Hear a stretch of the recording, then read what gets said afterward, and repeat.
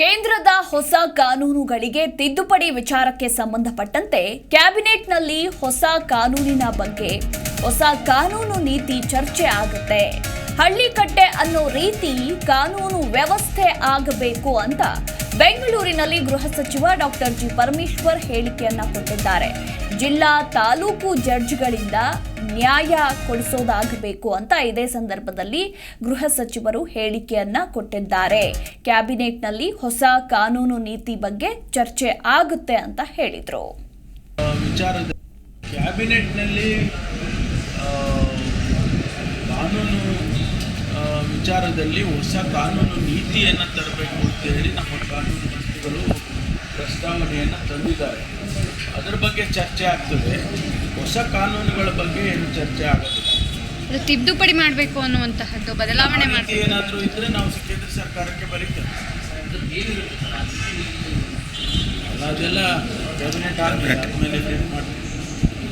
ಅದೇನೆಂದರೆ ಗ್ರಾಮೀಣ ಭಾಗದಲ್ಲಿ ಗ್ರಾಮ ಮಟ್ಟದಲ್ಲಿ ಸಾಮಾನ್ಯ ಜನರಿಗೆ ನ್ಯಾಯ ಸಿಗಬೇಕು ಅನ್ನುವಂಥ ಕಾನ್ಸೆಪ್ಟ್ ಅದು ಭಾಳ ಹಿಂದೆ ನಮ್ಮಲ್ಲಿ ಹಳ್ಳಿಕಟ್ಟೆ ನ್ಯಾಯ ಮಾಡೋದು ಅಂತ ಕರೆಯೋದು.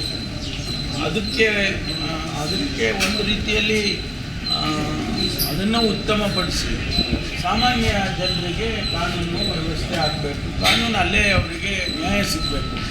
ಅದನ್ನು ಒಂದು ಜಡ್ಜ್ ಏನು ಡಿಸ್ಟ್ರಿಕ್ಟ್ ಜಡ್ಜು ತಾಲೂಕು ಜಡ್ಜ್ಗಳ ಅವರ ನೇತೃತ್ವದಲ್ಲಿ ಅವರೇ ಅದು ಡಿಸೈಡ್ ಮಾಡಬೇಕು. Deciding officer will be A judge.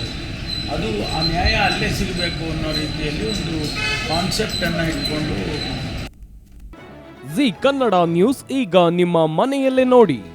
ಎಲ್ಲ ಕೇಬಲ್ಗಳಲ್ಲಿ ಈಗ ಲಭ್ಯ.